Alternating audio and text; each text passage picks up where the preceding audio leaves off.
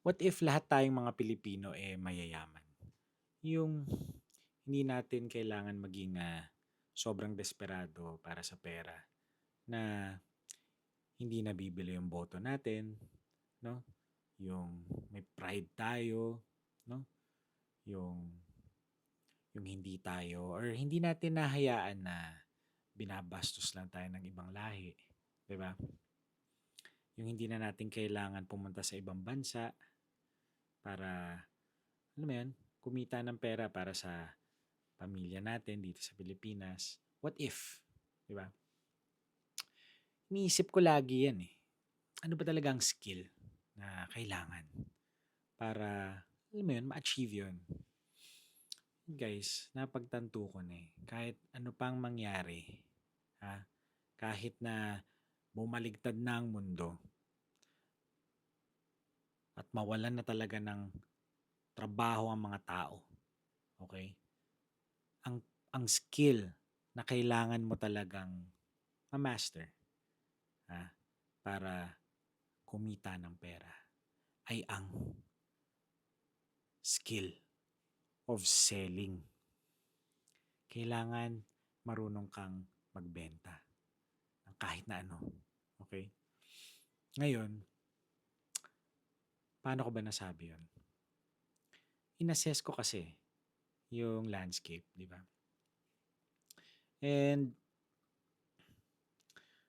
kung kunwari nasa management ka or ganito yung trabaho mo, let's say social media, management, no? Or technician ka ng ganito, pwedeng mawalan ka ng trabaho dyan. Pwede kang palitan, di ba?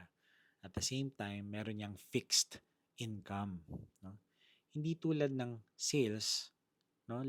Ang sales kasi normally it's commission based, whether kotse, real estate, no? Kung ano man 'yan. So ngayon, makabenta ka ng isa or makabenta ka ng 1,000, 'di ba? As long as walang cap yung iyong commissions, maraming pera ang papasok sa iyo. As an example, guys, yung franchisee ko sa Fame Mall, si Justin, dati ko siyang SMDC na ahente. Okay? Bata pa siya noon nung bumili ako sa kanya. Pero tagal na nun. Ngayon, grabe. Mas marami na nga yata siyang pera sa akin eh. Napakasipag kasi ng bata eh. Ngayon, nag-franchise siya sa akin kasi sabi niya gusto raw niya talaga to. Sabi ko, sige, magtulangan tayo. And yung branch niya, no, na mag-open by June, it's going to be the first ever na concept upgraded daily detox na branch. So that means meron siyang kasamang mga solid food like mga salad wraps, no? At kung ano-ano pa. Tapos katabi nun yung Anytime Fitness. Kaya excited ako doon. So anyways, guys, tignan nyo. Di ba? From sales, di ba?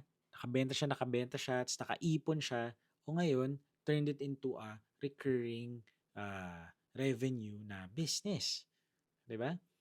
So, pag tinignan mo, ang sales din, hindi nga kailangan na may ano ka may diploma ka eh. Di ba? So, anyone can get into sales.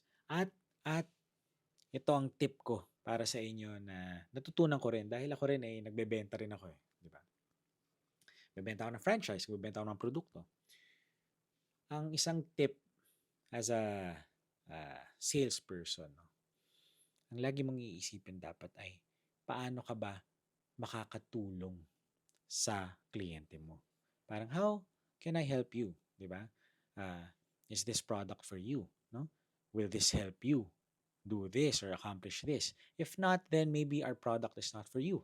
Ganon. So hindi ka pushy, 'di ba? And then hanap ka ng ibang mabebentahan. Okay? So dapat hindi mo ipo-push yung benta mo sa kanila. So anyway, guys, yun lang. Hopefully sana may natutunan kayo at yeah, medyo mahaba na tong video. Paalam!